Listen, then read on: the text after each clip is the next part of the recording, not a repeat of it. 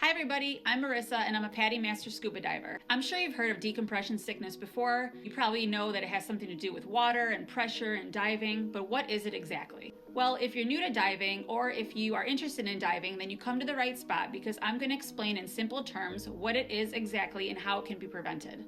I'm also going to go over the symptoms of decompression sickness, and if you're experiencing those symptoms, what has to be done at that point. I'm also going to go over ways to prevent decompression sickness. It's definitely a loaded episode, so let's get to it and dive on in. Decompression sickness is a condition that divers can get when they ascend too quickly from being down at depth. It's the formation of bubbles within your body tissues and your bloodstream. So what in the French toast does that even mean? I want to talk to you about two things in particular, one being the air in your tank, and two being the term atmospheric pressure, because knowing this will provide the background information needed to better understand decompression sickness. So the first thing I want to talk about is the air in your tank. And I'm not talking about enriched air, which is a higher percentage of oxygen. That will be a different episode. The air that we breathe in is 79% nitrogen and 21% oxygen. This is the same amount of nitrogen and oxygen that we breathe every day on a daily basis. Give or take a few other gases at very small percentages, but those two gases are the main ones that make up what we breathe. And the air in a scuba diving tank is completely safe to breathe. The only difference is that it's compressed into a smaller area, with that being the tank. At sea level, at 0 feet, you breathe in oxygen. The cells in your body use the oxygen, breathe out carbon dioxide as a waste product. Nitrogen, on the other hand, it's an inert gas. An inert gas means that there's no actual chemical reaction that happens in the body. Yes, your body does absorb the nitrogen, but it's in a balanced state. You absorb and release nitrogen at the same rate, and it doesn't build up in your system. Remember, this is at sea level. And the second thing I want to talk to you about briefly is the term atmospheric pressure. 1 atm, or atmosphere, is a unit of pressure that represents the average air pressure at sea level on Earth. It's roughly the weight of the Earth's atmosphere pressing down on the surface. And we don't feel the pressure of the atmosphere on the inside of our body because the pressure on the inside of our body is the same as the pressure on the outside of our body. And this creates balance. Our body adapted to the pressure. Now picture that you're bobbing up and down on the water at surface level ready to descend. And you're at 1 atmosphere.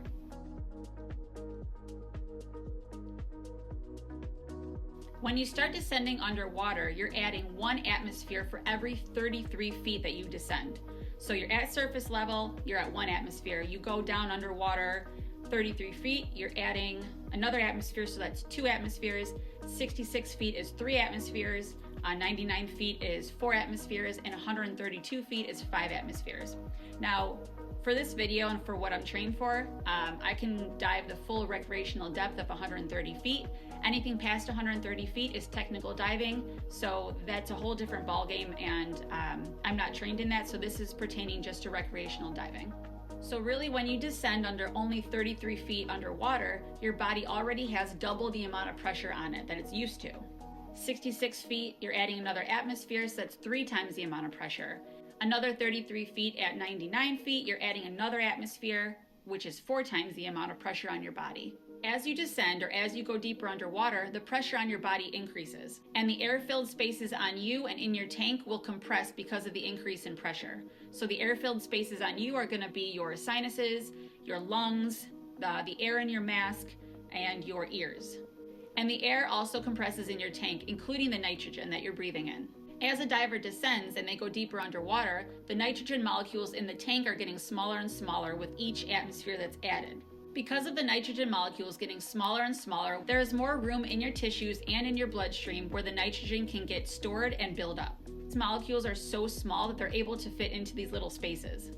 You might be asking yourself, well, why can't you just breathe out the nitrogen like you do on the surface? And this is because of the pressure difference. The greater the pressure, or the deeper the diver is, the more nitrogen that gets pushed into the diver's body and builds up in their tissues and their bloodstream. And the longer a diver is down at depth, the more time they give the dissolved nitrogen to build up into their systems. And this is where a diver's NDL, or no decompression limit, comes into play. Extremely important when you're down at depth like this, and I'm going to talk about the NDL in a couple minutes. There is a term that I want you to understand, and it's called off-gassing. Off-gassing is the release of inert gases from the diver's body as they ascend and decompress. In this situation, it would be nitrogen.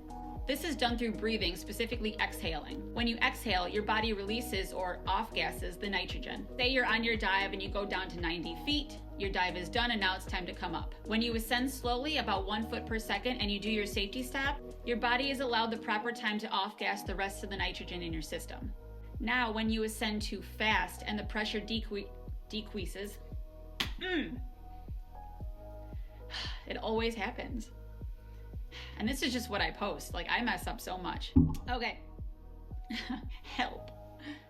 Now, when you ascend too fast and the pressure decreases quickly, your body doesn't have the proper time to off-gas the rest of the nitrogen. The dissolved nitrogen will come out of solution and begin to form bubbles in your body tissues and or your bloodstream. And this is what decompression sickness is. It's the formation of bubbles within your body tissues and or your bloodstream as a result from ascending too quickly and not giving your body enough time to off-gas the rest of the nitrogen that your body absorbed when it was down at depth. This is why monitoring.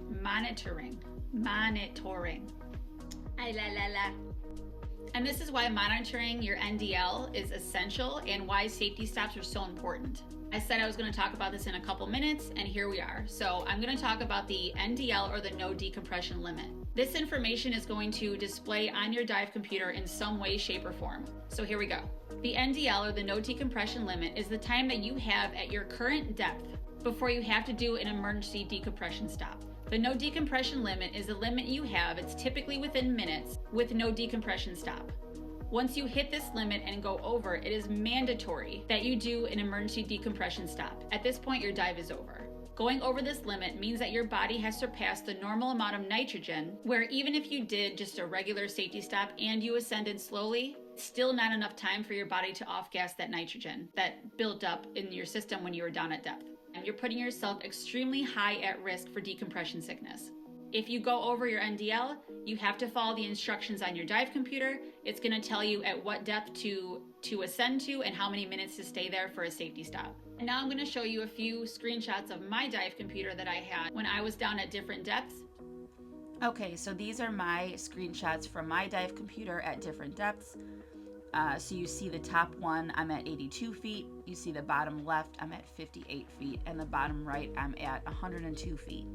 These are all different dives. They're not the same dive, but I just wanted to show you the difference between the times with the NDLs. So we can start at the top with the 82-foot screenshot there.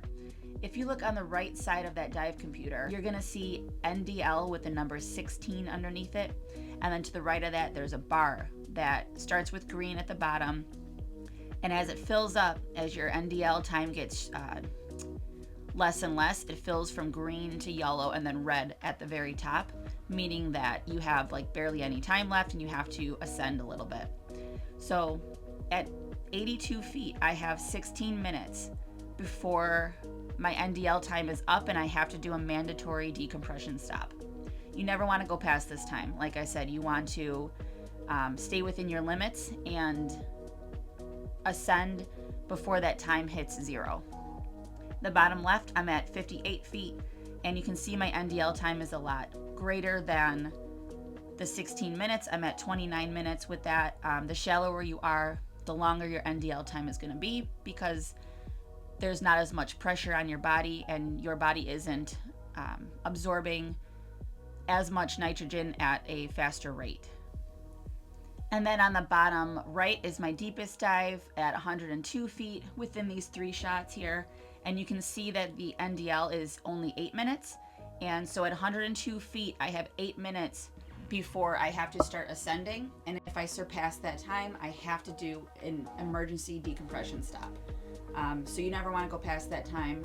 But the deeper you are, the less time you're going to have, opposed to being shallower, the more time you're going to have. So again, it's very important not to go past your NDL and dive safe. But that's what decompression sickness is. Now, what are the symptoms of decompression sickness? A lot of these symptoms can be quite obvious, but most of the time they're going to be subtle. And they can happen as soon as you get back on the boat up to hours after your dive. A few of the symptoms are tingling in the joints, kind of like a pins and needle feeling, joint and limb pain, dizziness or vertigo, numbness. You could get a rash from the bubbles forming under your skin, difficulty breathing, weakness or prolonged fatigue, paralysis, and in severe cases, unconsciousness and death. Yes, decompression sickness can be fatal, which is why it's so important to monitor your life underwater. There's also other factors that can contribute to decompression sickness that you have control over. dehydration, multiple deep dives, rapid ascents, really cold water, being physically exhausted, and flying after diving. And some of you might ask, well, why flying? That doesn't really make sense. You're not going underwater. But even in a pressurized cabin, you're still up at a high altitude and there's a decrease in pressure. Because of this decrease in pressure, it can cause any leftover nitrogen to form bubbles in your system and your bloodstream. There are guidelines depending on how many dives you did, how deep you went. Like when I went to Roatan, we did 5 days of diving and we did 14 dives in 5 days. So we waited 24 hours before we boarded a flight from our last dive. Depending on what it is, you can wait 12 hours. There's guidelines on DAN, the Divers Alert Network, that I'll put in the description below so you can see what the guidelines are.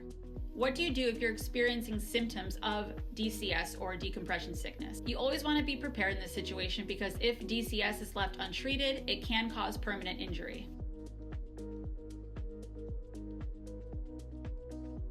If you suspect that you have DCS or you're showing symptoms of it, you need to start breathing emergency oxygen right away. Dive boats should always have oxygen kits on them for situations like this.